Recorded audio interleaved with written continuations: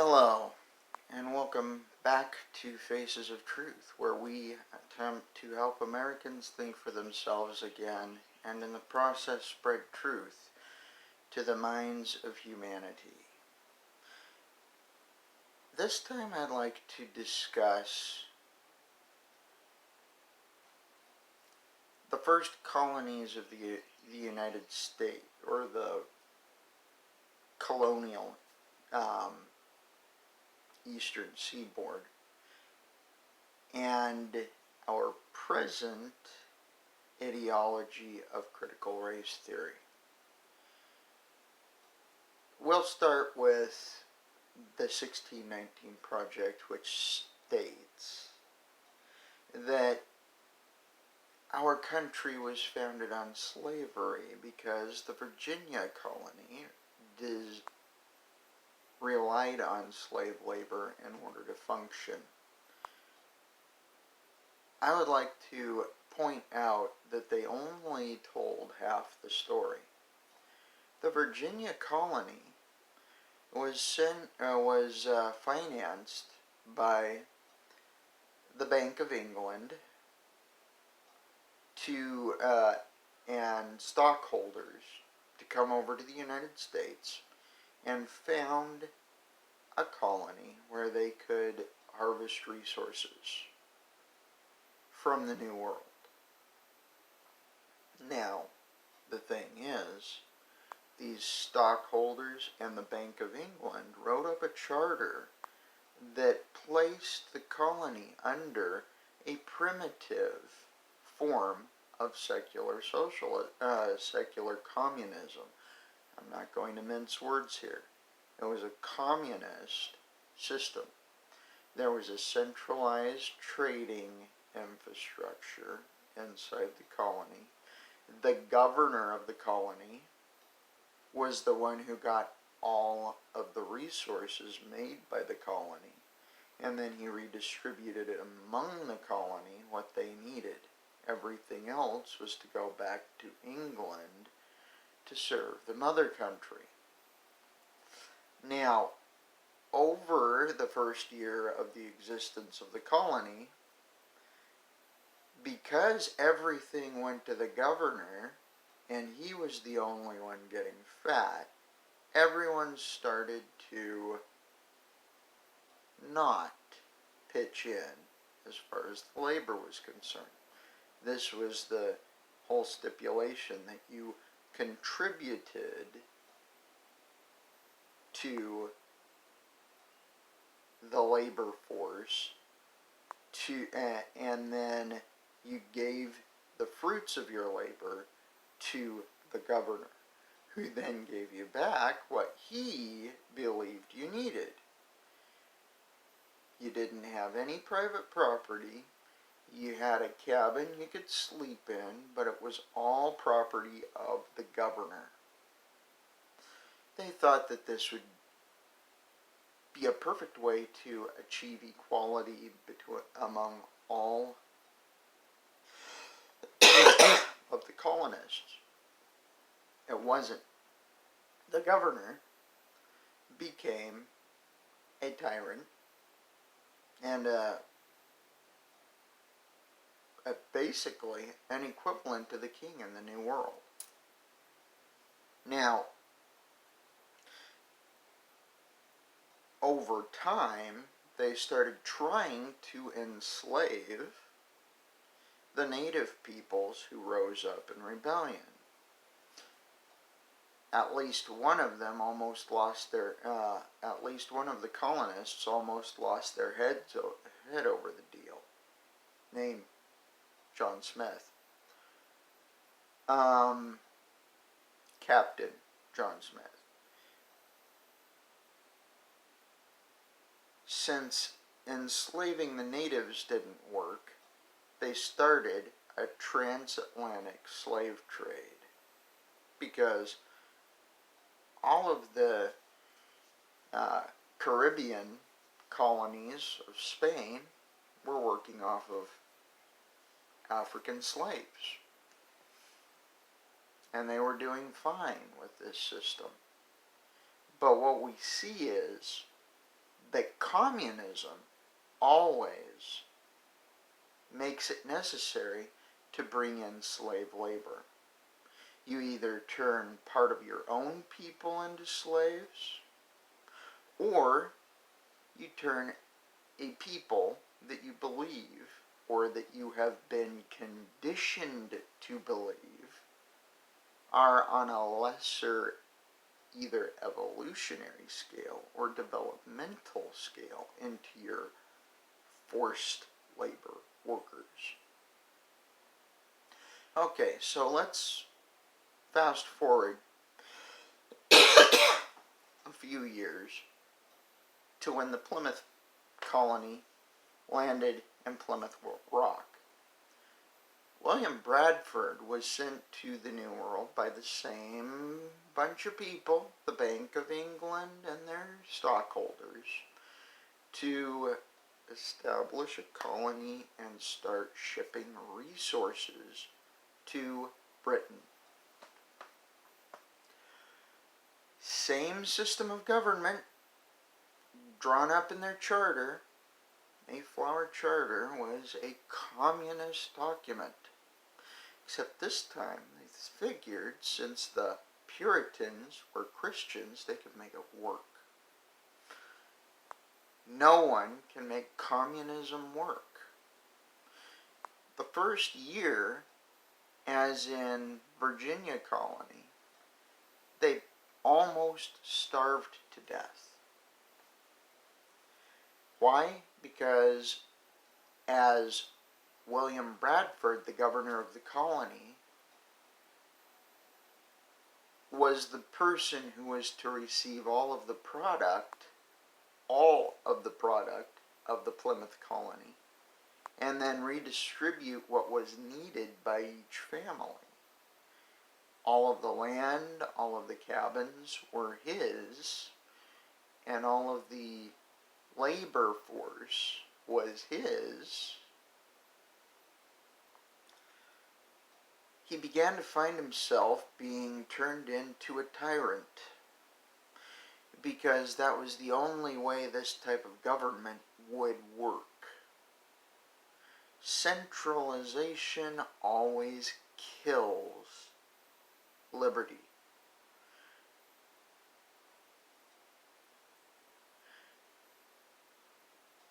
So, we see that Bradford, with his Christian background, started to see the holes, and started to see that in ancient Israel, everyone owned their own piece of everything. So that as they developed their land, as they grew crops, as they did whatever, they were able to progress. They were able to live off of what they produced before gaining a surplus that could be shipped to other locations. In a capitalist type of situation, you build until you have a surplus, and then you start distributing to other locations that need it. In communism, you build, and it all goes to other locations, but you never see what you build until it's redistributed to you by higher-ups. And that's only after they see that you need it. That's the way to take the wind out of the sails of progress. Well, William Bradford saw that that wasn't working for the colony. They were getting too few people working.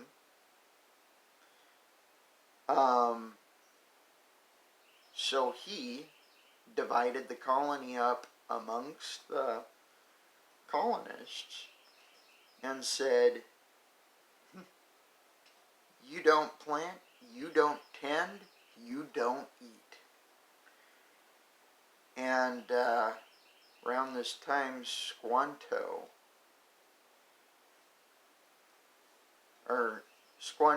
friend, rather, Squanto, having been taken captive by the Spanish, learned several European languages. He was a Native American man. He was eventually sent back to the United States by the British monks that took him in and taught him English and taught him skills to survive in England. He went back. He was given passage back to America, where he found that the Spanish, a civilization based on Roman civil law, aka ruler's law, had decimated his tribe. He was sent back to America by the only civilization that still had the semblance of people's law in place, even though they were mostly dictated by a ruler as well. The king held all the property in England. Now, Squanto and his friend saw what was happening over at the Plymouth Colony. They were under attack by a hostile Native American force. So, this tribe that had adopted this Native American whose tribe had been wiped out by Spanish decided to make an agreement with the Plymouth Colony. They would counsel on agricultural techniques, getting the decentralization of resources and product generation going, etc. Methods of fertilization. And this brought about 3 years after the colony was founded, an era of peace and prosperity for both Squanto's adoptive tribe and the Plymouth Colony. It was the application of biblically based Anglo-Saxon common law in the Plymouth Colony, which was based on primitive capitalist principles, free market capitalism, that saved the Plymouth Colony and allowed us to build a colony of free men. The South was founded on principles of communism. The North, the abolitionist North, was founded on principles of biblically based Anglo-Saxon common law. People's law. Even though they had experience with communism, they found out it didn't work. And in order for it to work, you needed to take slaves.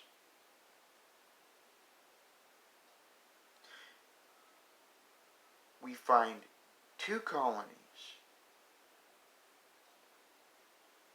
One that implemented communism, the other that went back to its roots and implemented biblically based Anglo-Saxon common law.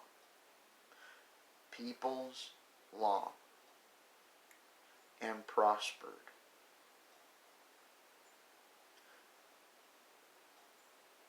The 1619 Project focuses on the communist colony without telling you they were founded on communism, because the 1619ers are communists, and they're trying to sell you on the idea that communism is the great equalizer. No, it is not. In order for it to work, you have to convert half your population into forced labor. It was only after they started integrating Anglo-Saxon common law, biblically based, into their societies, that true equality was possible. Critical race theory says that all white people think of blacks as inferior. Think of people with brown skin as inferior.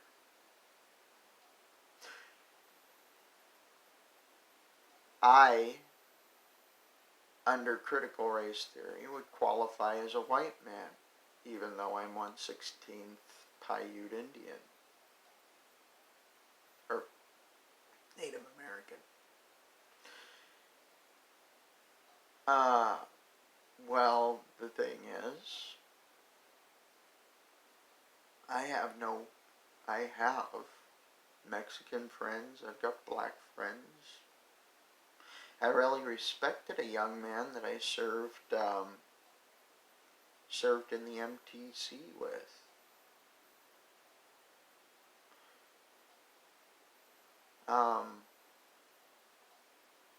I had a New Zealand instructor who was part Maori. No difference between me and him. Intellect is keen as a knife, that one. Me? During my first few years on Earth, I had a little bit of an extreme reaction to vaccination, so I didn't get the rest of my vaccinations. So my intellect's was a little less keen.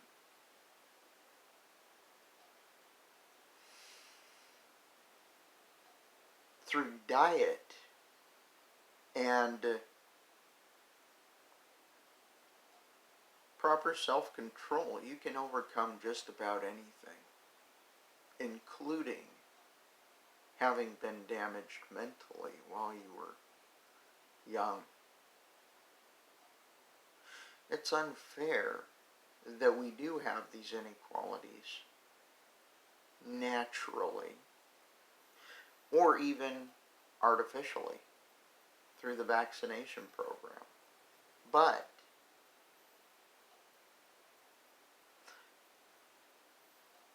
by doing significant research yourself, you can overcome these things and become, if you regard yourself as a non-functioning member of society, a functioning member of society again. It's through your labor that you prosper, that you achieve, that you become all that you are able to. And it's you that puts you in the box. It's not me. It's not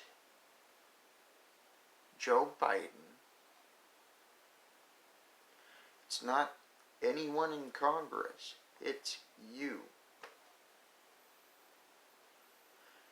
You can get out there and vote.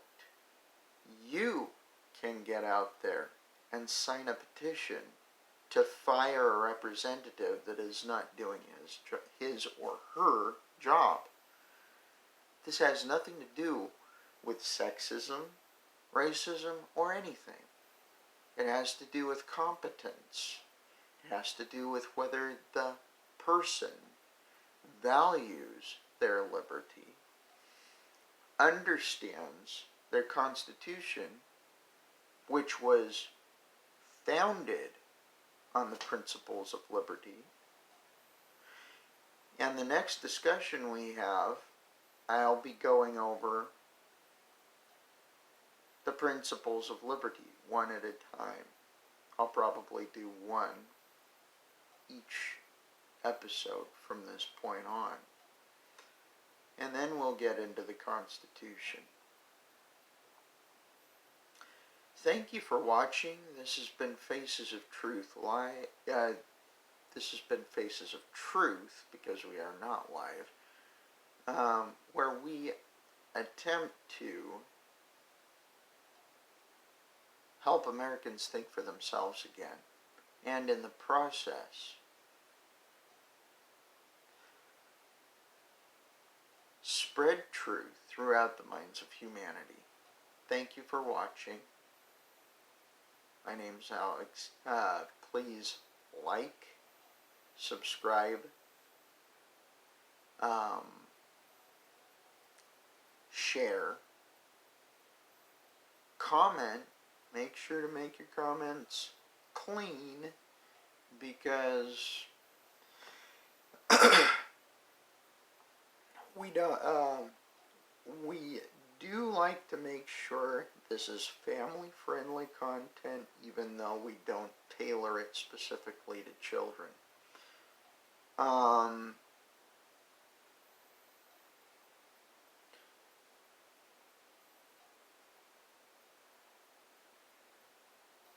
Thank you for watching, and we'll see you next time. Stay free.